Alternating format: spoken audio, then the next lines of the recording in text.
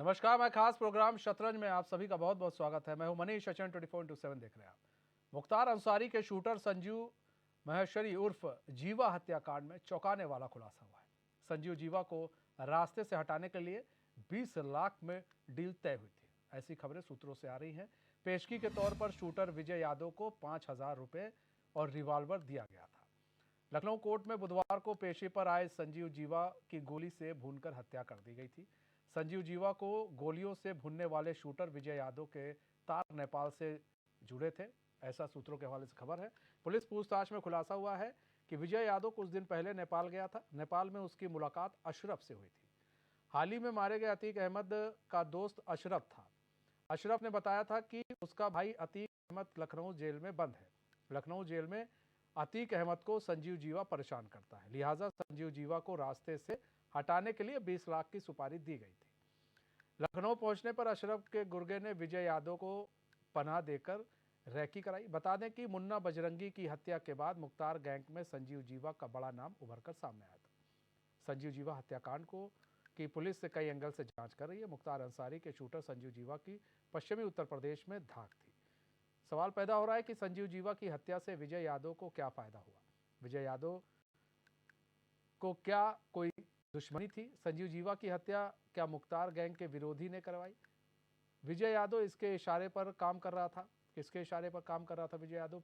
Police के पूछताछ में अभी और सनसनीखेज खुलासे होने की उम्मीद जताई जा रही है। लेकिन फिलहाल जो अभी सूत्रों के हवाले से खबर आ रही है कि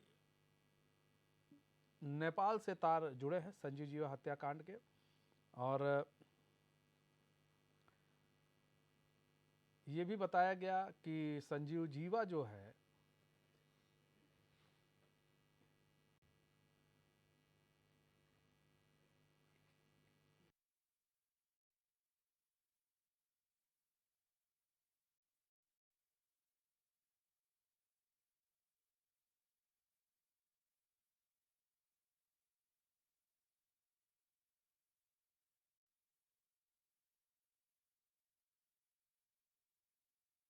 बड़ा, आपको ये अपडेट बता रहे हैं हम, और ये सूत्रों के हवाले से खबर आ रही है कि नेपाल में तार जुड़े हैं। और नेपाल का जो माफिया है अशरफ, कहा जा रहा है उसी ने सुपारी दी थी और इस हत्याकांड को अंजाम देने के लिए, और 20 लाख की ये सुपारी दी गई थी। 5 लाख की पिस्टल थी।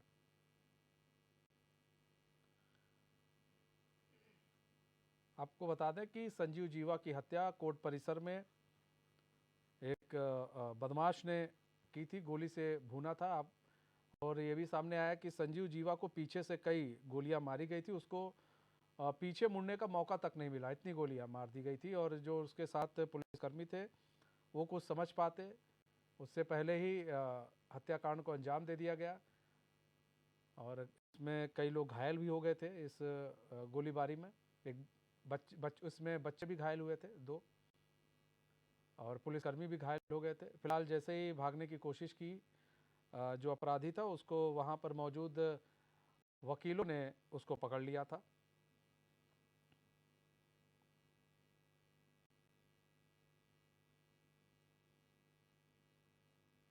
तो ये एक बड़ी खबर ये सामने निकल आ रही है कि 20 लाख की सुपारी दी गई थी। नेपाल से कनेक्शन है, ये सूत्रों के हवाले से खबर आ रही है कि नेपाल से कनेक्शन है। और जो है अशरफ नाम के एक जो माफिया है उसने ही ये सुपारी दी थी। पुलिस हर एंगल से जांच कर रही है कि आखिर किसकी क्या दुश्मनी थी, क्या चीज़ था, क्या चीज़ नहीं था। क्योंकि आप देखिए अतीक अहमद की हत्या के बाद ये दूसरा हत्याकांड हो गया, और इसको लेकर लामबंद हैं सभी। अब जो विपक्षी पार्टियां हैं वो लामबंद हो गई हैं। वो कह रही हैं कि भाई लॉ एंड ऑर्डर जो है ध्वस्त हो चुका है।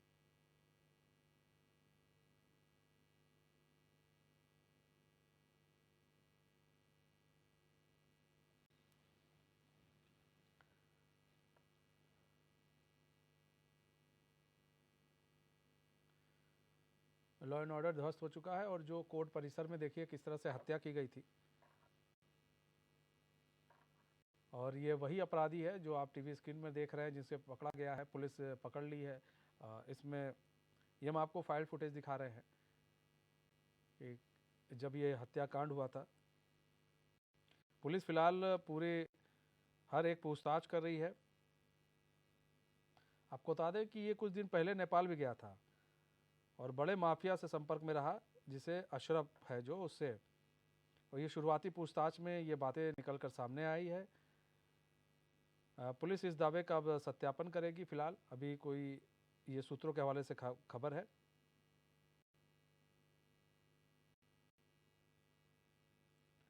सूत्रों के मुताबिक जो पकड़ा गया है अपराधी विजय ने बताया है कि वो नेपाल गया था। दावा ये भी किया जा रहा है कि एक शख्स ने उसको संजीव की फोटो दिखाकर मारने की सुपारी दी। इसके एवज में 20 लाख रुपए देने की डील की गई थी। हालांकि सिर्फ 5,000 रुपये व पिस्टल दी थी। विजय के दावे में कितनी सच्चाई है, पुलिस इसका भी पता लगा रही है। आपको बता दें 3 सदस्यीय गठित की गई है एसआईटी और इसी बिंदु पर जांच कर रही है। घटना में कहां कहां लापरवाही बरती गई, इसके पीछे कौन कौन जिम्मेदार है। सूत्रों के मुताबिक एसआईटी की जांच की जद में वह बड़े अफसर भी जिम्मेदार है, जिनके ऊपर कोर्ट परिसर की सुरक्षा की जिम्मेदारी है। देखना होगा कि एसआईटी जांच पूरी करने के बाद इनमें किन किन को जिम्मेदार ठहराया जाएगा। गैंगस्टर संजीव हत्याकांड को अंजाम भले ही शूटर विजय ने दिया हो, लेकिन इसका असल किरदार अभी पर्दे के पीछे है। सवाल है कि विजय का आका कौन है, ये जो अपराधी है इसका आका कौन है। शुरुआती जांच में नेपाल के अलावा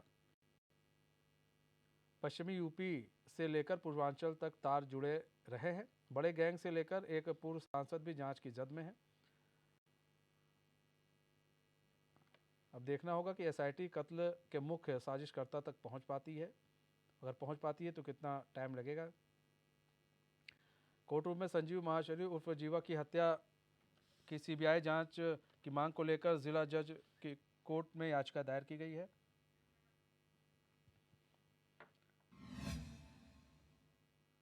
हमारे साथ हमारे मेहमान भी जुड़ चुके हैं। अरुण गुप्ता जुड़ चुके हैं, भाजपा नेता है। डीपी यादव जुड़ चुके हैं, सपा नेता। स्वामीनाथ जायसवाल जुड़ चुके हैं, कांग्रेस के प्रवक्ता। आप सभी मेहमानों का बहुत बहुत स्वागत है एचएनएन में। अरुण गुप्ता जी, आपके पास सीधे आते हैं। अरुण गुप्ता जी, संजीव जीवा नाम के एक अपराधी को कोर्ट परिसर में सरेआम गोलियों से भून दिया जाता है। पुलिस अभी फिलहाल मामले की जांच कर रही है, लेकिन सर हत्यारों को कोई डर नहीं है। जहां मंच से कहा जा रहा है भाई सब कुछ हम लोग के कंट्रोल में है, लेकिन यहाँ तो कंट्रोल में कुछ दिख ही नहीं रहा है सर। जी बिल्कुल ठीक काम है। ये संजीव माहेश्वरी उर्फ जीवा, इसने इससे पहले भारतीय जनता पार्टी के नेता श्रीमान ब्रह्मदत्त द्विवेदी जी की हत्या की थी। और ब्रह्मदत्त द्विवेदी की हत्या करवाने में समाजवादी पार्टी के एक नेता जो वहां विधायक भी रहे थे, फर्रुखाबाद के विधायक भी रहे थे, विजय सिंह, उनका भी नाम चर्चा में आया था। तो समाजवादी पार्टी के नेताओं को अपराधियों को संरक्षण देने में बहुत अच्छा लगता है। और चाहे वो बसपा हो चाहे कांग्रेस हो, इनको अपराधियों को संरक्षण देने में बहुत। वोट लेने के वक्त जब चुनाव होता है तो उनका इस्तेमाल करते हैं, और इस्तेमाल करने के जब ये जीत जाते हैं उसके बाद उनको संरक्षण देके उनका शोषण भी करते हैं। तो अब ब्रह्मदत्त द्विवेदी की हत्या किसने की? जीवा ने की, और जीवा की हत्या विजय यादव ने की। तो ये लिंक तो अपराधियों का है, और अपराधियों को संरक्षण देने वाली पार्टी कौन सी है ये तो आपके सामने ही है। भारतीय जनता पार्टी के लोग इन अपराधियों को संरक्षण नहीं देते हैं। तो समझ लीजिए कि हाँ, ये गलत है कि कोर्ट परिसर में उसकी हत्या हुई। वैसे तो अपराधियों की सजा स्थान या तो जेल है या उत्तर प्रदेश के बाहर है।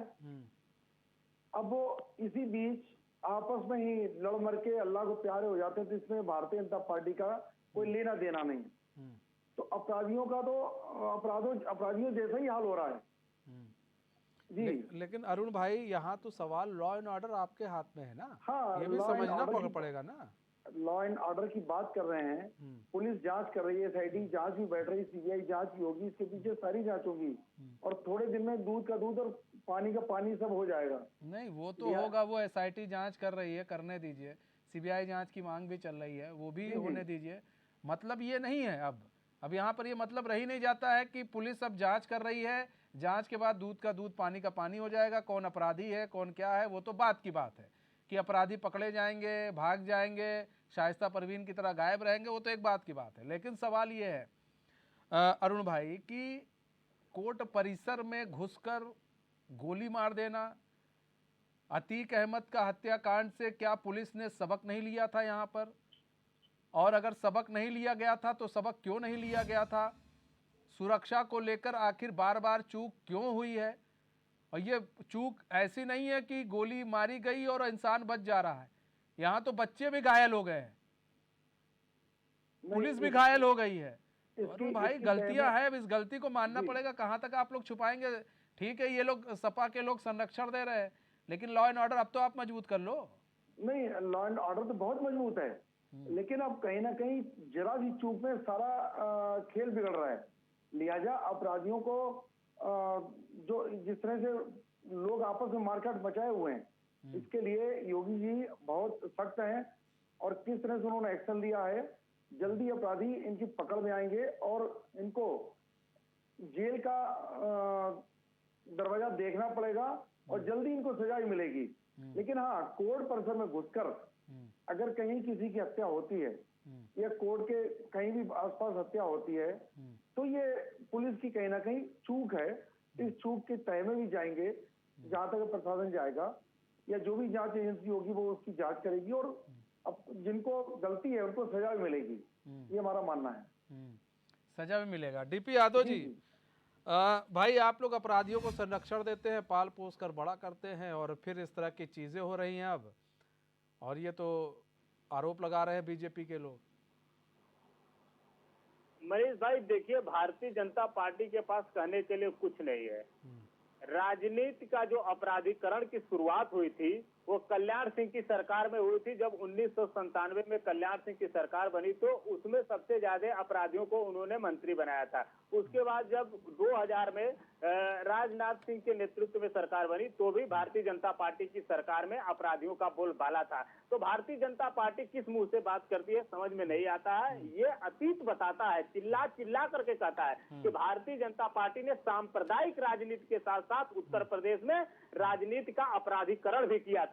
और आज राजनीति के अपराधीकरण का किस प्रकार का विभत्स रूप उत्तर प्रदेश में देखने को मिल रहा है। उत्तर प्रदेश की आम जनता की बात आप छोड़ दीजिए, उत्तर प्रदेश के चौराहों की बात छोड़ दीजिए, उत्तर प्रदेश के गांव गली की बात छोड़ दीजिए, उत्तर प्रदेश में कोर्ट भी आज की डेट में सुरक्षित नहीं है। आज की डेट में अस्पताल सुरक्षित नहीं है। आज की डेट में अपराधी कहीं ना कहीं खेल के मैदान में इसी तरह से घुस जाएंगे, कल को हॉस्पिटल में घुस जाएंगे लोगों को मार करके और असलहा लहराते हुए वहां पर कहीं ना कहीं कानून का मखौल उड़ाते हुए किस प्रकार से प्रदर्शन करेंगे आप सोच सकते हैं। देखिए उत्तर प्रदेश में क्या हो रहा है आज की तारीख में, कोर्ट में सरेआम गोली मारी जाती है। ये उत्तर प्रदेश सरकार के ऊपर एक करारा तमाचा है, कानून व्यवस्था के साथ कहीं ना कहीं खिलवाड़ है। आप देखिए जिस प्रकार से अपराध का ये ट्रेंड शुरू हुआ है, 20 साल के, 22 साल के, 24 साल के जो युवा आ रहे हैं अपराध जगत में, उनके पास इंडिया की नहीं अमेरिकन मेड कहां से ये पिस्तौल, राइफल, बंदूक, गोली कहां से आ रहा है, कौन उनको प्रोवाइड करा रहा है। उत्तर प्रदेश में कोई कानून नाम की चीज है कि नहीं है।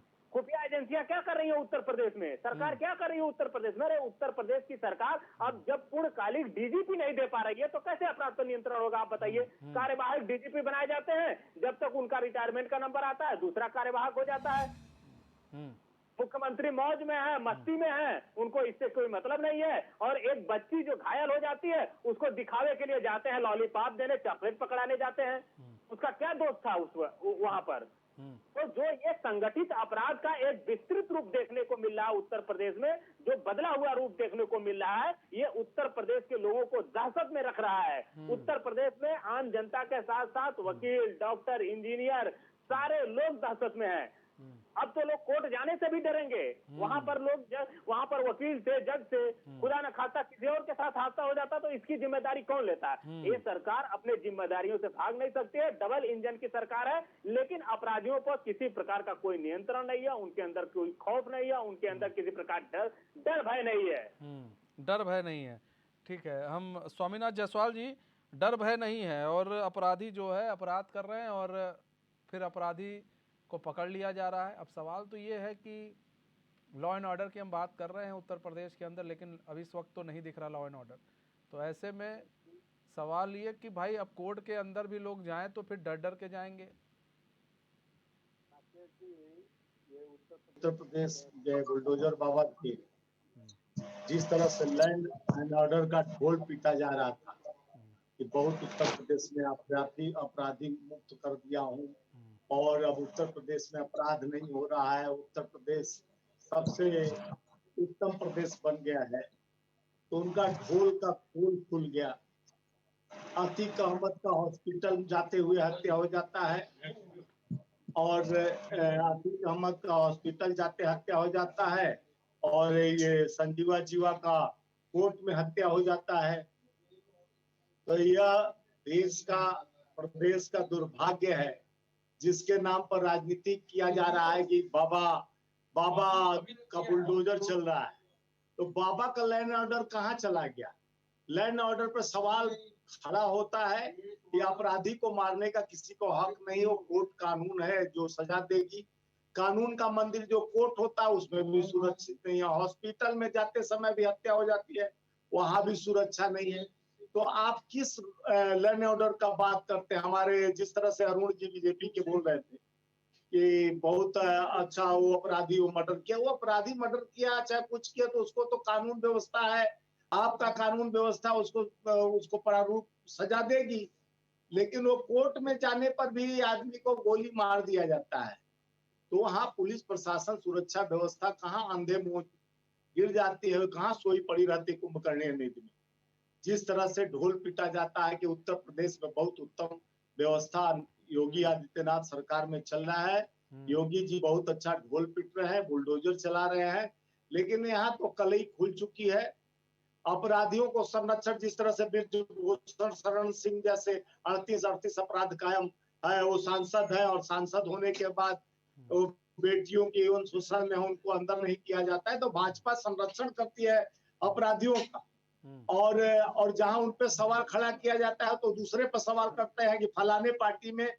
तो आप दूध से धुला रहते, जिस दूध के धुला की बात कर रहे थे अरुण जी, भाजपा पूरे दूध क्या दूध पानी एक में मिल गया है और उनकी कलई खुल गई है राकेश जी। अब दिख रहा है कि उत्तर प्रदेश में जिस तरह से लैंड एंड ऑर्डर का व्यवस्था है, ये दूसरा कांड हो गया और बहुत भयानक हुआ कि आप अपराध मुक्त की बात करते हैं, शांति की बात करते हैं। स्वामीनाथ जी, मेरा नाम मनीष है। अरे सॉरी मनीष जी, सॉरी मनीष जी, देख रहे हैं जिस तरह से दो कांड हो गया उत्तम मुख्यमंत्री के रहते हुए, योगी जी के रहते, बुलडोजर बाबा के रहते हुए। लेकिन किस तरह का बुलडोजर बाबा है? अरुण गुप्ता जी, दो कांड हो जा रहे हैं और बुलडोजर बाबा के नाम से प्रसिद्ध हैं अरुण गुप्ता जी बाबा। लेकिन अब यहाँ सवाल लॉ एंड ऑर्डर पे इसलिए उठ रहा है क्योंकि भाई सरेआम गोली मार दी जा रही है और अब तो तार कनेक्शन जो है नेपाल से जुड़े हुए भी आ रहा है, सूत्रों के हवाले से खबर कि नेपाल से जुड़े हुए हैं तार, कि वहाँ पर बैठा माफिया जो है पैसा दिया था। अब तो धीरे धीरे फिलहाल पुलिस से खंगाल रही है, लेकिन इसमें यह कि अब अपराधी जो हैं जिनको आप लोग पेशी पर ले जा रहे हैं, ये तो अब इन लोग के हौसले बुलंद होते जाएंगे ना। अतीक के बाद देखिए हौसला बुलंद हो गया, एक आ गया अब वकील। पहले ये था पत्रकारों के ऊपर सवाल या निशान उठने लगे थे, ठीक कि भाई पत्रकार, अब तो वकील बन गए, कुछ दिन बाद कोई पुलिस का पहनकर चला आएगा। तो ऐसे में कैसे इस अपराध को रोकने के लिए, इंटेलिजेंस को हाई करने के लिए क्या कोई अपने पास सिस्टम नहीं था? सब कुछ फेल नजर आ रहा था वहां पर। तो कोई सिस्टम फेल नहीं होता है, हाँ सिस्टम में कहीं ना कहीं चूक होती है और उस चूक की वजह को जानने के लिए ही जांच एजेंसियां काम कर रही हैं और जैसे ही ये काम होगा तुरंत कानून अपना।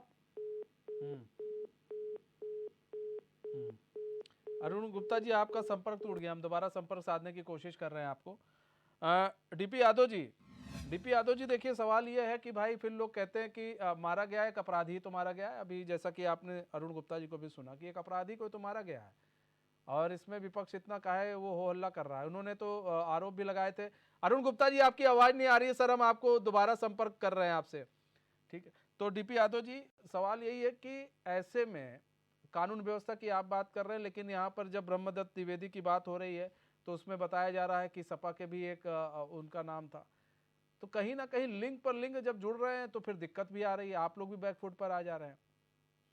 कोई बैकफुट पर नहीं आ रहा मनीष जी। देखिए, कोर्ट का काम है सजा देना। जीवा के ऊपर आरोप थे, कहीं ना कहीं कोर्ट में उसकी पेशी थी। तो आप जिस प्रकार की दलील दे रहे हैं भारतीय जनता पार्टी के, कहीं ना कहीं उसके पक्ष में हम कहेंगे। जीवा को जो कह रहे हैं कि अपराधी था, उसको मार दिया गया, तो ये तो इनके कानून व्यवस्था के ऊपर खुली चुनौती है ना। ये जो तर्क दे रहे हैं, जो दलील दे रहे हैं, वो कहीं ना कहीं बेतुका है, वो नीचता की पराकाष्ठा है। एक आप सोचिए मनीष जी, एक अपराधी है, वो बाकायदे कोर्ट में पेश होता है, कोर्ट के द्वारा उसको सजा दी जाएगी। जो सजा देगी कोर्ट, उसको फांसी की सजा दे दे उसके अपराधों के लिए। लगता है डीपी यादव जी से हमारा संपर्क टूट गया, हम दोबारा संपर्क साधेंगे। अरुण गुप्ता जी, आपको आवाज आ रही है हमारी?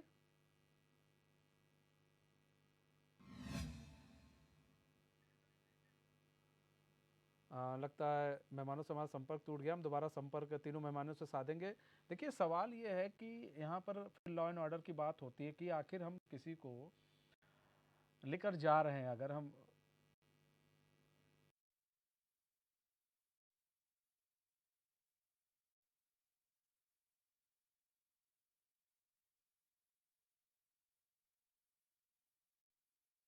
जो है सूत्रों के हवाले से खबर आ रही है।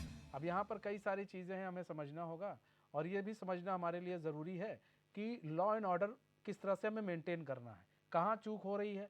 देखिए, अतीक अहमद की हत्या हुई, नो डाउट, फिर ये हुआ कि चलो ठीक है, लेकिन फिर संजीव जीवा की हत्या हो गई। ऐसे में तो ऐसे कोई भी इस तरह इन लोग को पैसा देगा और ये लोग आके हत्या कर देंगे। तो आज डर सबके लिए है। तो इसे भी देखते हुए पुलिस को कुछ ऐसी टेक्निक होनी चाहिए कि अगर हम किसी को कोर्ट परिसर ले जा रहे हैं, कहीं भी लेकर जा रहे हैं, तो उसकी सुरक्षा उन लोग के हाथ में होनी चाहिए, और किस तरह से सुरक्षा करनी है, कैसे, ताकि उनके ऊपर कोई अटैक भी करे तो बच सके। किस तरह की पूरा एक क्राइटेरिया तैयार करने की भी पुलिस को ज़रूरत है। बहरहाल, हमारे इस खास पेशकश में आज फिलहाल इतना ही। मुझे दीजिए इजाज़त, और खबरों के साथ बने रहने के लिए देखते रहिए चैनल न्यूज़। नमस्कार।